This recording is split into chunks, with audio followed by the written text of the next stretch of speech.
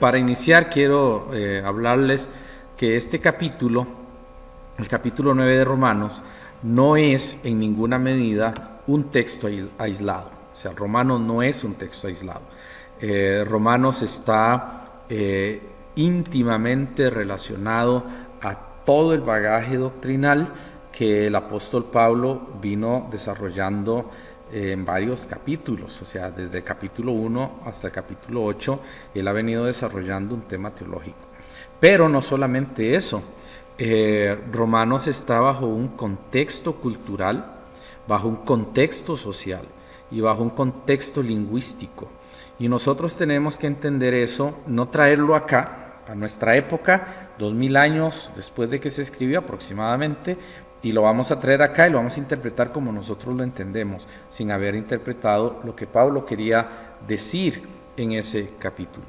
Hay un pasaje de Segunda de Pedro, capítulo 3 y versículo 16, que nos habla de la importancia de una correcta interpretación.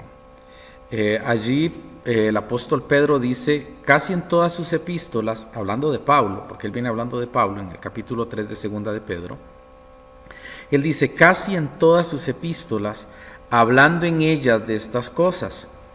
Y dice la siguiente frase es sumamente importante porque nos da un panorama de quién es Pablo y de cómo debemos nosotros abordar cada una de sus cartas, cada uno de sus escritos. Y él dice allí, entre las cuales hay algunas difíciles de entender, las cuales los indoctos e inconstantes tuercen, como también las otras escrituras, para perdición de sí mismos. Ahora, para leer a Pablo hay que tener cuidado, es lo que está diciendo Pedro. Pedro está diciendo que entre las cartas de Pablo algunas son difíciles de entender. Y una que es difícil de entender es Romanos capítulo 9. ¿Por qué Pedro dijo eso? Pedro dice eso porque Pablo ya habla en un nivel profesional, Pablo habla en un nivel académico, teológico. Pablo aquí habla como fariseo, como teólogo, y él expone temas que si no entendemos ciertos contextos, no los vamos a entender. Y por eso en 2 de Pedro 3:16, el apóstol Pedro hace esa advertencia. O sea, él dice, hay cosas que son difíciles de entender, las cuales los indoctos inconstantes tuercen. La palabra indocto, hermanos, la palabra indocto, la palabra inconstante, se refiere a las personas que no han tenido una formación de interpretación bíblica y asumen que pueden interpretarla. Uno de los primeros errores es abordar las escrituras leyendo un libro aparte. Voy a estudio gramática, voy a estudio teología, voy a estudio otras cosas, pero eso está bien, pero hay muchas personas que van y leen a Juan Calvino, y después de que leen a Juan Calvino, o leen a Scofield, o leen a Riley, o leen a cualquier otro, van a interpretar la Biblia ya con la cabeza, con el cerebro lleno de información que va a tergiversar aún más lo que es difícil de entender. Y nos va a pasar de muchas formas complicadas, y vamos a tener que aceptar que es difícil entender la palabra del Señor. Ahora, un indocto es eso, una persona que cree que lo sabe todo sin haber aprendido adecuadamente cómo llevar un estudio de las Escrituras. Todo el mundo la puede interpretar, pero Pedro nos está advirtiendo que es de cuidado porque los indoctos e inconstantes tuercen las Sagradas Escrituras. Ahora, esto nos hace pensar en que no es que son imposibles, solamente son difíciles, pero necesitamos aprender a entrar siendo doctos. La palabra doctor es alguien capaz, alguien que tiene la capacidad de entender y de explicar algo. Eso es lo que significa doctor, o de ejercer algo. El inconstante es esa persona que viene y toma la carta de Pablo y nunca lee toda la carta, solo lee un versículo y de ahí saca toda una interpretación. Le da pereza leer, le da pereza apuntar, le da pereza memorizar, le da pereza investigar, le da pereza buscar, preguntar. Esa es una persona inconstante, una persona que no quiere, que es perezosa en el estudio de la palabra del Señor. Entonces, un indocto es el que sin saber nada del contexto trata de aplicar, y es inconstante porque tomó solo un versículo y no entiende todo el todo de lo que se viene hablando. Y por eso es importante que haya un contexto. ¿Ok?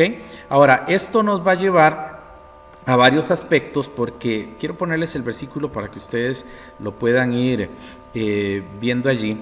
Él dice en ese pasaje, dice que los indoctos e inconstantes tuercen, y observe lo que dice la última frase, ¿verdad? La última frase que dice Pedro es que también lo hacen, dice allí, como también las otras escrituras, para perdición de sí mismos.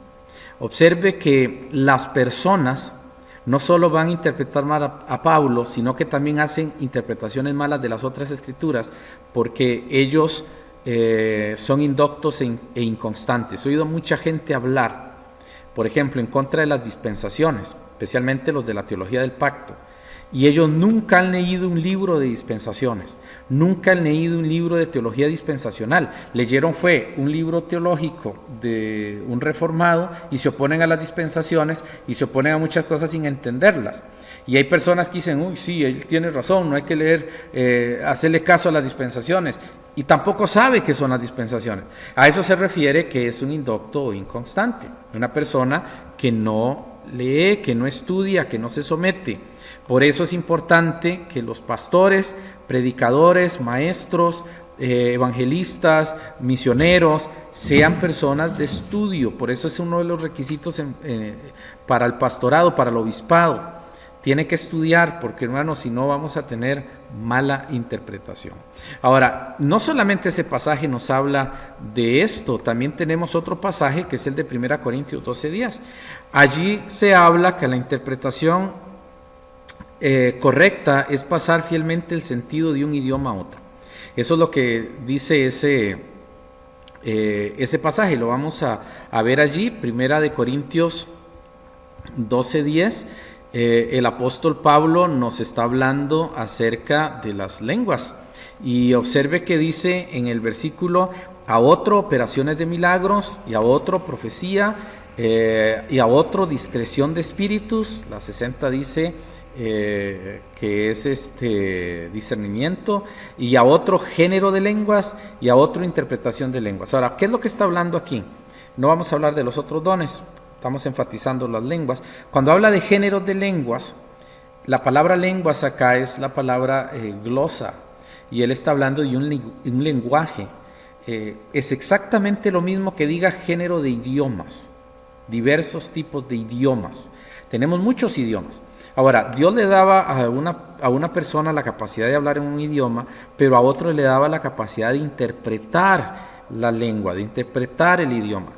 Por ejemplo, yo no soy un profesor de inglés. Ahora, si yo me pongo a interpretar inglés, puedo usar muchas herramientas y muchas cosas, pero es casi seguro que me voy a equivocar porque no soy un traductor de inglés. La única manera de confiar es buscar a alguien que sepa inglés, que sea un traductor y me traduzca. Entonces yo voy a tener lo más cercano al original, al idioma fuente, voy a tener en este idioma receptor la idea principal. Sucede igual con la Biblia. Mucha gente cree que la Biblia es como un libro de cuentos, ¿verdad? Cualquiera lo lee, cualquiera lo interpreta, cualquiera lo aplica, y por eso tenemos tantas falsas doctrinas, porque no es así. O sea, no es que es un libro que está exclusivo para pastores, está realmente diseñado para personas que realmente quieren estudiar y entender. Si no quieren hacer eso, no van a poder interpretar la Biblia. Necesitan dedicarse a eso, necesitan dedicarse a estudiar la palabra del Señor. Entonces, es importante que haya una buena interpretación del texto, porque de lo contrario vamos a tener complicaciones de interpretación. Tenemos otro pasaje que es 2 de Pedro 1:20. Y este pasaje nos dice que ninguna profecía de la Escritura es de interpretación particular. Y es muy importante que tengamos claro ese concepto cuando se habla de particular. Porque cuando nosotros hablamos, cuando el Señor habla, en 2 de Pedro 1:20 acerca de la interpretación bíblica, y Él dice que no es de interpretación particular, que no es de particular interpretación, está diciendo que la Biblia no se interpreta aislada. Es decir, yo no puedo tomar un texto y quitarle todo lo demás para interpretar el texto. Por ejemplo, la Iglesia Católica, vean el movimiento que es un movimiento enorme, es un movimiento mundial, poderoso, de hecho va a cumplir profecías al final en Apocalipsis, es un movimiento muy fuerte y está basado a una mala interpretación de un versículo en Mateo, porque tú eres Pedro y sobre esta roca edificaré mi iglesia. Y desde allí surgió todo este movimiento de un versículo mal interpretado. De allí tenemos también al adventismo, tenemos a las iglesias pentecostales, han interpretado mal muchos textos sobre dones, ministerios, porque nunca ven el contexto. Y cuando empiezan a buscar en el contexto y ven que la cosa se va poniendo muy contraria al dogma, entonces a la doctrina enseñada, entonces lo que se hace es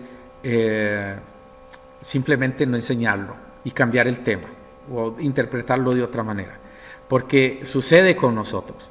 A veces hemos creído algo por años y viene la palabra y nos habla y no nos gusta, entonces preferimos dejar la palabra quedita. Y voy a poner un ejemplo. Mucha gente cree en la Iglesia Universal. Yo creí en la Iglesia Universal. Yo me crié en una iglesia universalista. Creía que todos los hijos de Dios eran parte de una iglesia. Y saben, yo no lo aprendí en una iglesia bautista. Yo estaba estudiando el tema de la iglesia porque estaba haciendo un curso que tenía que dar en una iglesia sobre lo que era el cuerpo de Cristo. Y entre eso había un libro que me encontré por allí que me facilitaron. Y él hizo una pregunta al libro, dice, ¿cuál es la diferencia entre la iglesia local y la iglesia universal? ¿Existe alguno? Esa fue la pregunta. Y yo lo que hice fue desechar el libro y empecé a buscar en las escrituras y me di cuenta que no existe la iglesia universal. Y después se me confirma con pastores de mucha fe y de buena doctrina de que no existe la iglesia universal. Y eso me generó un cambio de doctrina y tuve que enfrentar un problema de fe porque yo estaba interpretando mal un texto bíblico porque me lo enseñaron de esa forma. Pero cuando yo entiendo lo que Dios dice, yo tengo que tomar una decisión y es lo que está diciendo Pedro. La Biblia aislada se interpreta mal, no es de interpretación particular, pero la Biblia cuando la armonizo con la Biblia, cuando la coloco en la Biblia buscando la información entre ella, cómo se ilumina todo lo que ella dice y podemos entender esas grandes doctrinas que nosotros tenemos en la palabra de Dios. Ahora, todo esto nos lleva entonces a pensar en lo que es la carta de Pablo. La carta de Pablo está dividida de muchas maneras, pero Romanos pertenece a una sección. Romanos 9 pertenece a una sección. La carta a los Romanos, tiene varias secciones. Esta pertenece a una sección muy particular. Y cuando empezamos a leer Romanos 9 está iniciando con una sección muy específica. Y esa sección específica, se las voy a poner allí, está entre los capítulos del 9 al 11. Ese paréntesis de toda la trama y toda la exposición paulina de la justificación por la fe, el tema de Romanos es la justicia de Dios por la fe. Ese es el tema de Romanos, es la justicia de Dios. Cómo la justicia de Dios se manifiesta por la fe. He leído algunos libros teológicos, por ejemplo, hay algunos autores carismáticos pentecostales que han dicho que el tema de Romanos, no todos, pero algunos lo han dicho, que el tema de Romanos es la fe que salva. Y al nivel de los calvinistas reformados, el tema ha sido la soberanía de Dios en la justificación. Pero cuando usted lee Romanos y usted lee el primer capítulo, allí está el título. Cuando Pablo hace toda la introducción, que es una introducción bastante larga, llega entonces a lo que es el versículo de Romanos 1:16, ¿verdad? Y nos va a decir allí que el Evangelio de Cristo no es vergüenza, porque es salvación para todo aquel que cree. Y entonces se nos va a dar el tema de Romanos.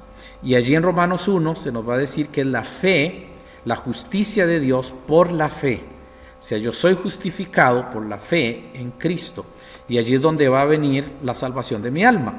Ahora, estos son 3 capítulos que se dedican a explicar, ya en el capítulo 9, 10 y 11, son 3 capítulos que se van a dedicar a hablar sobre Israel y por qué Israel no está en la libertad de Cristo, por qué Israel no ha sido justificado. Aquí entra el primer principio de la conciencia, la libertad de conciencia. ¿Cuál es la libertad de conciencia? Yo no tengo libertad de decidir quedar neutro, ya eso lo explicamos en otros estudios. Tengo la libertad de decidir sí o no. Y aquí es donde viene ese principio de la conciencia.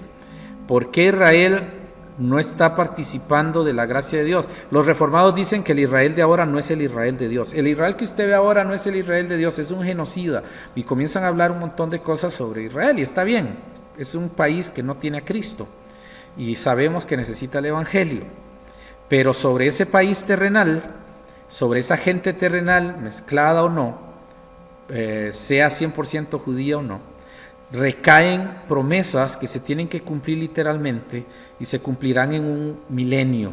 Dios les va a dar todas sus promesas, las promesas dadas a Abraham, no por el pueblo de Israel, sino por Abraham.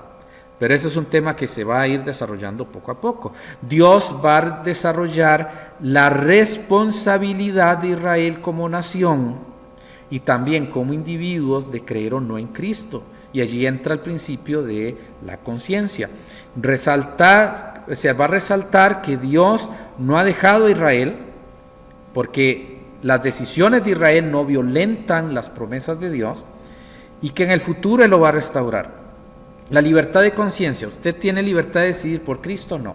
Pero cuando usted decidió por Cristo, ya usted no puede decidir no estar en Cristo, porque ya usted decidió y aceptó el paquete completo.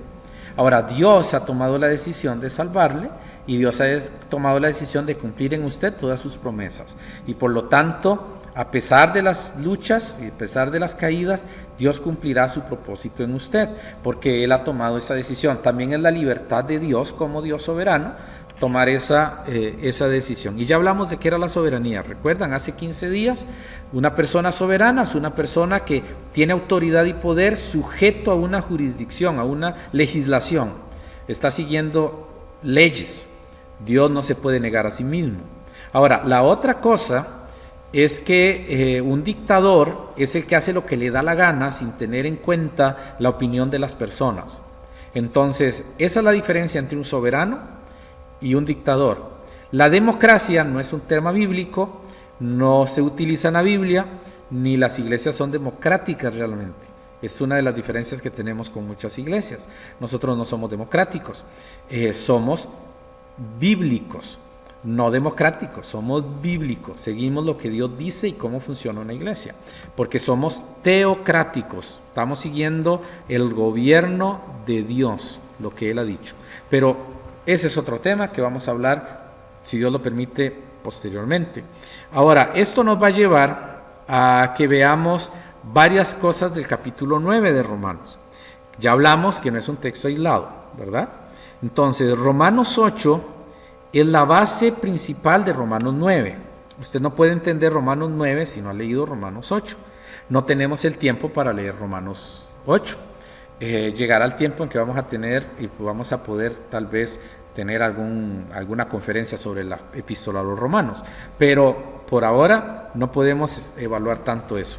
Pero voy a mencionarles así rápidamente algunos temas. En el capítulo 8 de Romanos, Pablo habló de la libertad que da el Espíritu Santo cuando usted y yo somos salvos.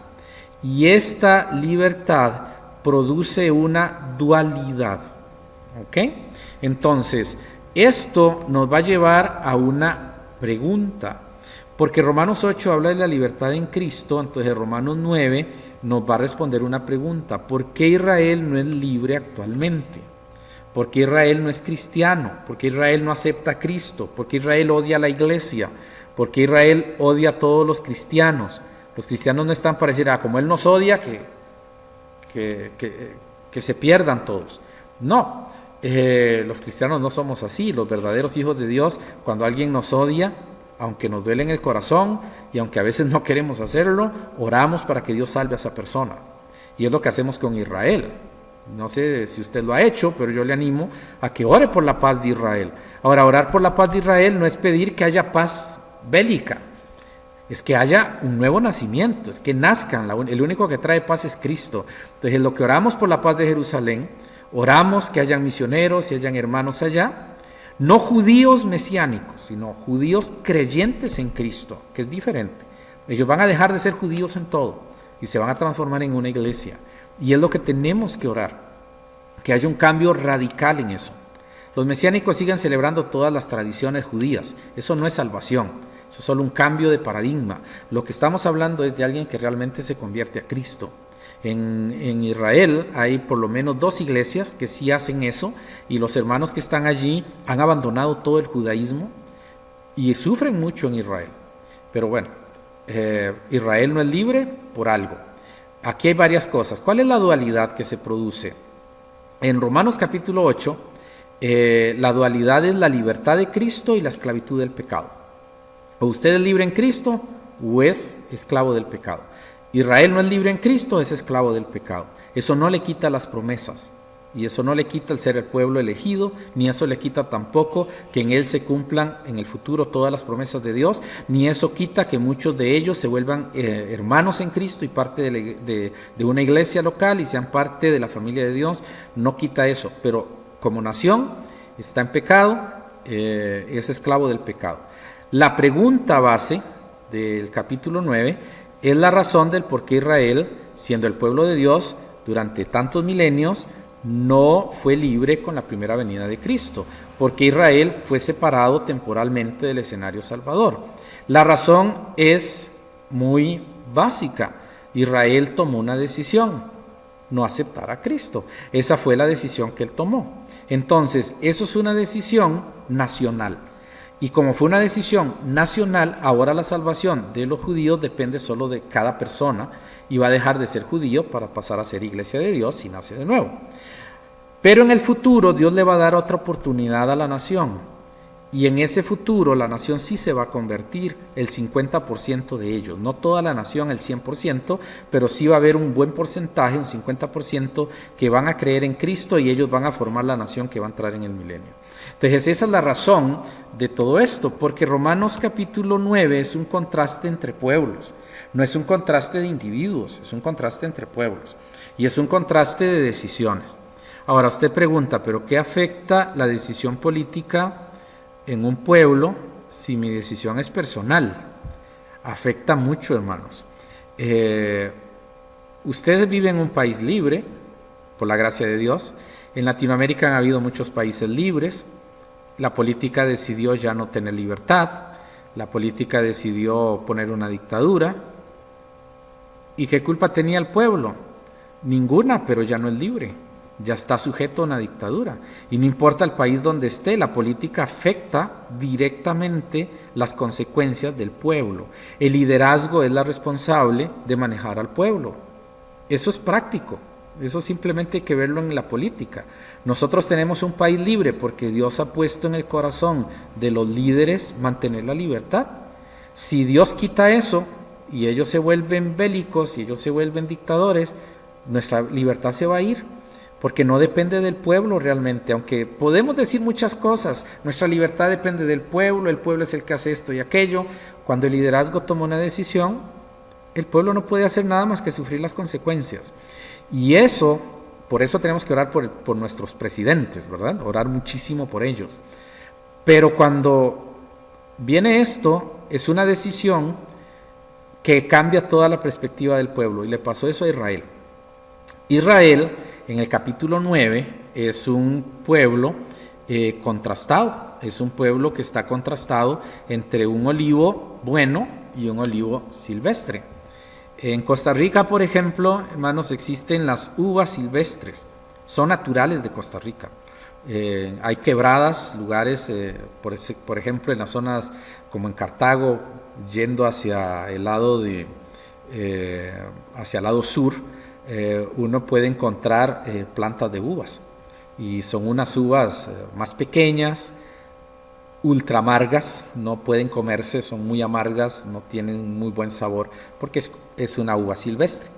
La uva buena es cuando esa uva silvestre, bajo el control, va modificándose su sabor hasta que llega a ser una uva buena y la podemos comer. Muchas de las uvas que venden en nuestros supermercados son producidas aquí en Costa Rica. Hay un lugar, no voy a mencionar el nombre para no hacer publicidad, pero hay un lugar en la zona sur donde incluso uno puede ir y hacer un tour y ver todos los plantíos que hay de uvas, y buenas uvas con buen sabor, pero han sido hechas una buena uva. Entonces han sido mezclados uva silvestre con uva de Israel, y han logrado hacer una uva que es adaptable a nuestro país, y ha sido algo bueno. Entonces esa figura es la que usa Dios para hablar de Israel y para hablar de la gente no creyente. Entonces él habla de un olivo silvestre y de un buen olivo. Y aquí es donde entra ese contraste. Eso está en el capítulo 11. En el capítulo 11 se nos habla de los judíos como ramas del buen olivo y a los gentiles como ramas del olivo silvestre. Ahora, esto vamos a verlo después, no vamos a tomar tiempo ahorita para hablar de esos dos olivos, pero así a grandes rasgos, el buen olivo es Cristo y el olivo silvestre es el pueblo de Israel. Pero el pueblo de Israel son los gentiles, y los gentiles han sido unidos a Cristo donde estaban ya unidos los judíos. Pero le dice el Señor, dice Pablo a los judíos, pero teme, no sea que tú seas también quitado del buen olivo. El buen olivo no es Israel, el buen olivo es Cristo, donde está Israel. Ahora Israel fue quitado de allí por razones de su decisión. Ahora, Romanos 10 nos da las razones del por qué Israel no es parte de la iglesia y cuáles han sido sus inclinaciones perversas al rechazar a Cristo Jesús, y por qué los judíos no quieren aceptar a Jesús. Es parte del juicio, porque en el capítulo 10 de Romanos, el apóstol Pablo viene hablando de la situación actual de Israel, viene hablando del deseo de Dios de que todo Israel sea salvo, viene hablando de la severa realidad del juicio de Dios sobre Israel en estos días, y viene hablando de la incredulidad de Israel en nuestros días. No es que Israel no es el pueblo de Dios, simplemente tomó una decisión y está sufriendo la consecuencia de esa decisión desde el punto de vista nacional. Ahora, esto, hermanos, nos hace pensar en la libertad de conciencia. Si Israel era el pueblo de Dios, un buen pueblo, y tomó la decisión de rechazar a Cristo y por eso está sufriendo consecuencias, es común que en una iglesia, el liderazgo de la iglesia, el pastor, los líderes, son muy responsables de cómo manejar una iglesia, y hay iglesias donde los líderes tomaron la decisión de ya no seguir a Cristo. ¿Qué sucede con los hermanos? No pueden hacer nada. Es que la autoridad de la iglesia es soberana, pero realmente en la práctica no funciona así. En la práctica el liderazgo tiene autoridad. Ahora, nosotros como hijos de Dios, en el caso de nuestras iglesias, nosotros los pastores, entendemos que la iglesia es la que es soberana en muchos asuntos, y nosotros no nos imponemos sobre la iglesia, no debemos hacerlo, pero no significa que la autoridad no pueda ser mal empleada. Y muchas iglesias se han salido de la sana doctrina porque los pastores se han ido saliendo y las iglesias no saben qué hacer porque no les enseñan a las iglesias a tomar buenas decisiones. ¿Cuáles son las buenas decisiones? Las iglesias deben tener reglamentos donde puedan evitar que pastores dañen a la congregación, pero necesitan todo muy bien estructurado, es lo que Pablo quiere hablar. La libertad de conciencia designa y exige en mí lineamientos para vivir. No puedo tener un tipo de vida sin lineamientos, y es lo que viene hablando Pablo en todo esto. O sea, todo lo que hemos visto, lo que está diciendo Pablo es que Israel está yendo mal porque no tomaron correctamente la palabra de Dios. Ahora, esto, lo que Pablo está también enfatizando es que Israel, a pesar de todo, va a ser salvo en el futuro. Él tiene, ahora cuando decimos va a ser salvo en el futuro, no es los que están ahora. Los que no creen en Cristo ahorita no se van a salvar. Está hablando como nación. Como nación Dios la va a restaurar, con gente que cree en Él, con gente que va a aceptar a Cristo como Salvador. Hermanos, es el contexto general del capítulo 9. Pero solo en la carta de Romanos podemos tomar este contexto. Si yo lo saco fuera de Romanos y trato de aplicar ese principio en Gálatas o trato de aplicarlo en Efesios, yo voy a tener una mala interpretación. Tengo que hacerlo dentro de Romanos, utilizar las otras cartas, o a la inversa, utilizar una carta, en otra carta utilizar Romanos, para aclarar ciertos puntos, pero no puedo aplicarlo todo. Romanos es un cubo, Efesios es un cilindro, Gálatas es un triángulo, y tenemos a Filipenses que es un octágono. Entonces no son iguales, pueden las figuras estar en un solo lugar, pero tienen principios distintos. Eso se le llama contexto.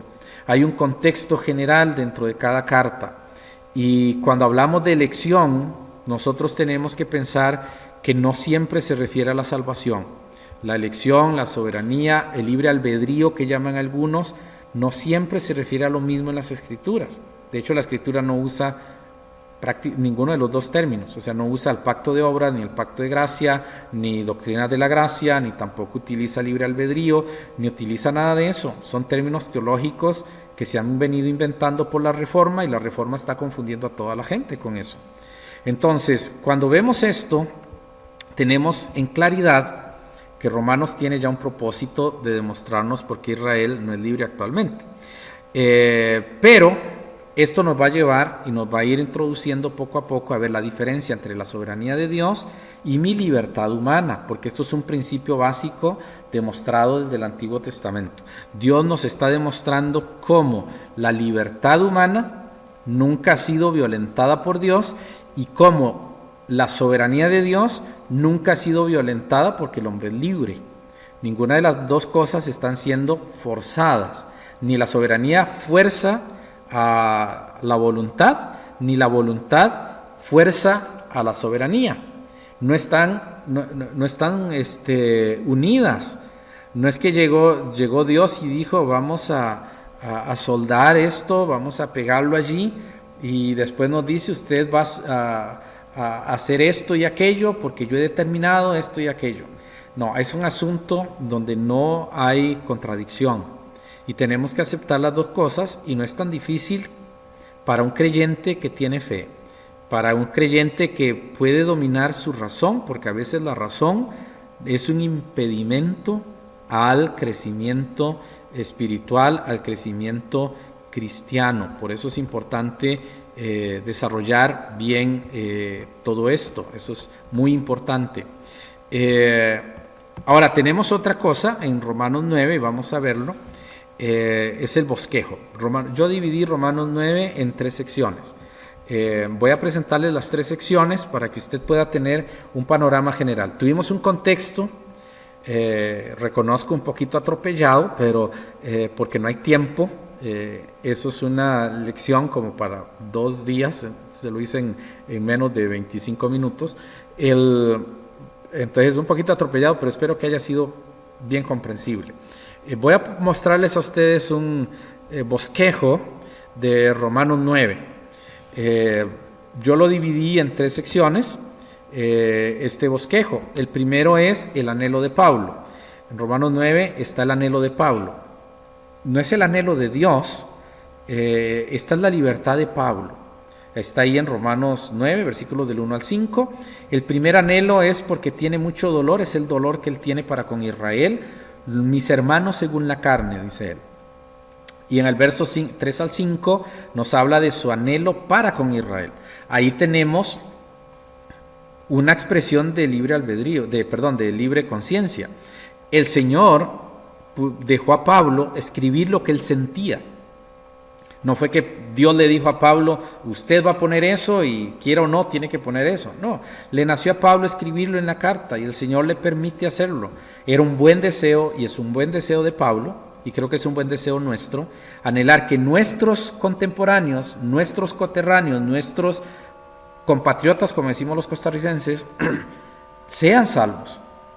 Yo debo tener anhelo para que mis vecinos se salven, mis familiares se salven. Yo tengo que tener ese anhelo. Pero a veces las doctrinas nos han quitado el anhelo, ¿verdad? Y nos han hecho pensar que ya algunos familiares, porque están en drogas, porque no quieren salir de su pecado, ya no hay esperanza, ya no oramos por ellos y ya decimos que Dios se encargue de ellos. Tenemos que seguir orando, tenemos que seguir luchando por ellos y tenemos que seguir doblando nuestras rodillas en casa y orar para que Dios los alcance y tenga compasión de ellos y les envíe a alguien, o seamos nosotros el instrumento para hablarles del Evangelio. Necesitamos hablar del Evangelio a los perdidos. La Reforma Protestante nos está robando el primer gran privilegio: predicar el Evangelio de Cristo a toda criatura, sabiendo que cualquiera puede ser salvo y que el que es salvo no se va a perder. La Reforma nos está quitando las dos cosas. Por un lado enseña que hay gente que nunca se va a salvar, que ya están condenados porque Dios decidió. Y por otro lado dice, si usted se salvó y hace algo malo, usted se va a ir al infierno. Nos está robando la verdad de que todo el mundo puede ser salvo y todo aquel que sea salvo no se va a perder jamás. Y que es una enseñanza bíblica. Ahora, eso es la primera parte de Romanos, el anhelo de Pablo. La segunda parte es la elección de Israel. Él va a hablar de la elección de Israel en el verso del 6 al 29. Los versículos del 6 al 13 nos van a hablar de los fundamentos de la elección, cómo Dios eligió a Israel. Preste buena atención a eso. La elección es de Israel como pueblo. Sí, va a hablar de Isaac y va a hablar de personajes, pero va a hablar de Jacob y va a hablar de Esaú, pero no los va a hablar como individuos. Los está mencionando como la fuente del pueblo que él está eligiendo. Él no eligió a un individuo, porque si yo digo que Dios eligió a Jacob y que por eso Israel es el pueblo de Dios, estoy diciendo que todos los descendientes de Israel son salvos por elección. No, la elección no es eso. Eligió a un pueblo y obviamente que lo hizo, como dice la Escritura, en los lomos de Jacob, es decir, antes de que nacieran algunos. Él eligió al pueblo que nacería de Jacob, de Israel, para que fuera el pueblo elegido de Dios. Y eso nadie se lo va a quitar, hermanos, nadie. Y aunque rechacen y se nieguen y se burlen y traten de destruir a ese pueblo, no van a poder destruirlo. Es el pueblo que Dios eligió. Sucede igual con la iglesia. Dios eligió a la iglesia. Si usted es salvo en Cristo Jesús y se une a la iglesia por el bautismo, la Biblia dijo que la iglesia, las puertas del infierno no prevalecen contra ella. No está diciendo que es fácil, porque son las puertas del infierno lo que se les va a oponer, pero nunca va a hacer caer la iglesia, porque Dios eligió a la iglesia, a los salvos que están allí en ese cuerpo, los eligió para que fueran más que vencedores. Entonces la Reforma viene y nos dice que Martín Lutero restauró el Evangelio, que el Martín Lutero nos devolvió la Biblia, y comienzan a mencionar a Tyndall y comienzan a mencionar a varios políticos importantes de la época, pero nunca mencionan a Julianillo. De hecho, creo que ninguno de ustedes saben quién es Julianillo, quién es Juan Pérez de Pineda. No lo mencionan. Los que tuvieron Biblias y tradujeron Biblias al español antes que Casiodoro de Reina, pero nunca lo mencionan porque ellos no eran reformados, porque ellos no tenían el concepto de la Reforma. Entonces la Reforma oculta una cosa y nos engaña diciendo solo nosotros le dimos la Biblia a la gente, y no es cierto. La Biblia existía muchísimo tiempo antes y muchos grupos cristianos ya tenían la Biblia y la leían, y gracias a Dios por eso, gracias al Señor por esas cosas. El Señor ya había puesto la Biblia antes de la Reforma para que la Reforma iba a hacer todo esto, no tuviera una prueba absoluta de que ellos son así, de que ellos son la fuente de toda la verdad. No, más bien el Señor dejó Biblias por aparte y pueblos que están en la historia para demostrar que no fue la Reforma Protestante. Ahora, la soberanía en la elección de Dios con Israel, lo vamos a ver en los versículos 14 al 29. Allí se va a hablar de cómo Dios eligió soberanamente a Israel, pero a pesar de que lo eligió soberanamente a Israel, un montón de judíos se fueron al infierno, porque la salvación es independiente, y la elección que habla Romanos 9 no es de personas, es de una nación. Y muchos utilizan eso para hablar de elección individual, y no está hablando de elección individual, está hablando de una elección nacional. Y eso lo vamos a ver cuando lleguemos a ese tiempo, lo más probable el próximo domingo, porque ya el tiempo ya se nos está yendo.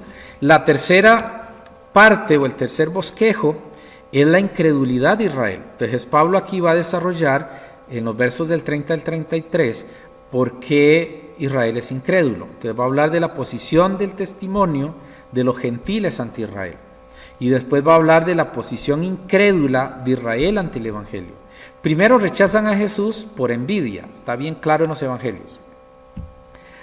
3, 4 ocasiones, la Biblia es muy clara en decir que los fariseos tuvieron envidia de Jesús, y después 2 ocasiones dice que los judíos, está incluyendo a todo el pueblo, tuvo envidia de Jesús y envidia de aquellos que seguían a Jesús. Jesús muere en la cruz por 2 causas. Primero, porque tenía que cumplirse las profecías, pero la primera es porque Israel le tuvo envidia. Los fariseos sabían que Jesús era Dios, los judíos sabían que Jesús era Dios, y todas las preguntas, dice la Biblia, que cuando le hacían una pregunta, la Biblia añade, para hacerle tropezar, eran de mala intención, y llegaban y le hacían alguna contradicción para tentarlo, para hacerlo pecar. Ellos nunca hicieron nada honesto, fueron gente que sabían quién era Jesús y buscaron la manera de llevarlo a la cruz, de matarlo. Ahora los judíos dicen que no, que eso no es cierto, y de hecho en Hechos aparece el sumo sacerdote diciéndole a Pablo, tú echas sobre nosotros la sangre de este hombre, y olvidan lo que dijo Caifás, que la sangre sea sobre todos nosotros y sobre nuestros hijos. Un líder dijo eso y se ha cumplido lo que él decidió como líder, y el pueblo de Israel está lejos de Dios por eso. La incredulidad de Israel tiene un propósito, y cuando viene el evangelio a los gentiles, tienen más celos los judíos y entonces más rechazan a Cristo y lo hacen solamente por envidia. Y una de las cosas que se descubre en la historia es que hasta la fecha, cuando hablamos de Jesús de Nazaret, el judío que tiene conquistado el corazón de todos los gentiles, de la gran mayoría de gentiles, ellos se enojan y ellos hablan muy mal de Jesús, porque Jesús hizo lo que Israel no pudo hacer, llevar a las naciones a Jehová para que creyeran en Él y estas naciones se arrepintieran. Si Israel hubiera hecho lo que Dios le mandó, en este momento todos nosotros fuéramos judíos, no seríamos cristianos, porque el pueblo de Dios fue enviado para eso, pero Israel rechazó el propósito evangelizador. Viene el Mesías y a pesar de eso se cumple que viene Jesús y le predica primero a las ovejas perdidas de la casa de Israel. Le predica solo a Israel para cumplir la promesa dada a Abraham: en ti serán benditas todas las naciones de la tierra. Pero cuando Israel lo rechazó, Pablo dice, nos volvemos a los gentiles. Y desde allí comienzan a surgir iglesias gentiles y comienzan a correr por el mundo entero. En Israel es tan difícil encontrar iglesias, son como 2 o 3 iglesias realmente. Pero en el mundo entero, gracias a Dios, somos muchos que hemos nacido de nuevo por la fe en Cristo Jesús. Y ahí usted tiene el bosquejo de Romanos capítulo 9, que vamos a ir comprendiendo para que veamos lo que es la libertad de conciencia, que es la libertad de nuestra vida. ¿Saben cuál es el problema de todo esto? La gente no entiende eso. Hermanos, hermanas, amigos, yo quiero decirles, la salvación tiene solo un requisito, y no es que usted sea bueno, no es que usted sea perfecto, no es que usted nunca haya fallado. ¿Saben cuál es el requisito? Es reconocer que no somos buenos, es reconocer que hemos fallado, es reconocer que no podemos salvarnos y que Cristo es suficiente. Y cuando yo creo en el sacrificio de Cristo, Él me salva por la fe, sin importar cómo yo haya sido. Y Cristo me redime y Cristo me transforma. Y ya aún incluso en la vida cristiana, Dios no nos manda a pecar, tenemos que dejar de pecar. Pero hermanos, si por alguna causa, dice Pablo, y por si alguna causa, dice Juan, en 1 de Juan 2:1, si por alguna causa hubiere pecado, abogado tenemos para con el Padre. Porque hermanos, no son nuestras obras, no es una elección en el pasado que como robot nos tienen a nosotros aquí en la salvación y a los otros perdidos. Es un acto de voluntad ante una oferta irresistible. Y le digo, no hay un solo ser humano en este mundo que sus pecados no hayan sido pagados en la cruz del Calvario. Pero para que sea aplicado a él, necesita creer en Cristo, ese es el requisito. Ahora, esto es importante, hermanos, y voy a usar una figura mundana. Usted juega lotería y usted se ganó la lotería. Pero ¿cómo se gana la lotería? Porque usted compró una parte del juego. Si usted no la compró, usted no puede ganar nada. Pero ahí está. Todos los productos están allí, cualquiera los puede adquirir, pero usted toma una decisión. Obviamente no compre lotería, que no es lo que el Señor manda, pero estoy poniendo un ejemplo, es una decisión.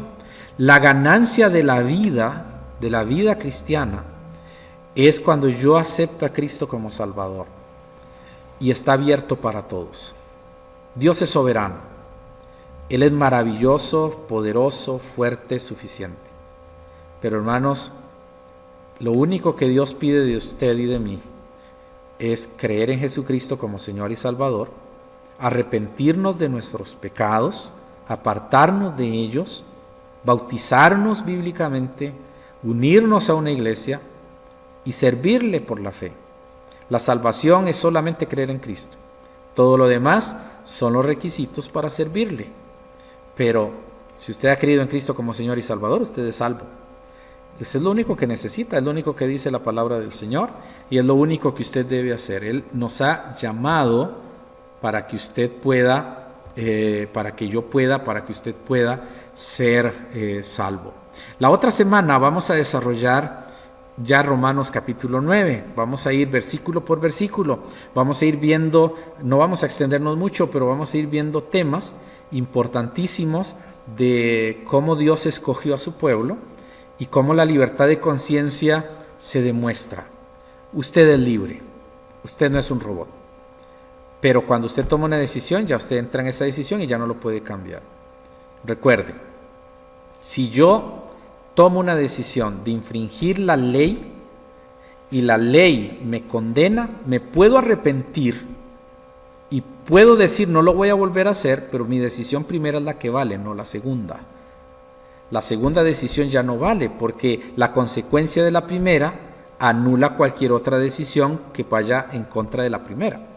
Si yo decidí creer en Cristo, ya no puedo anular eso.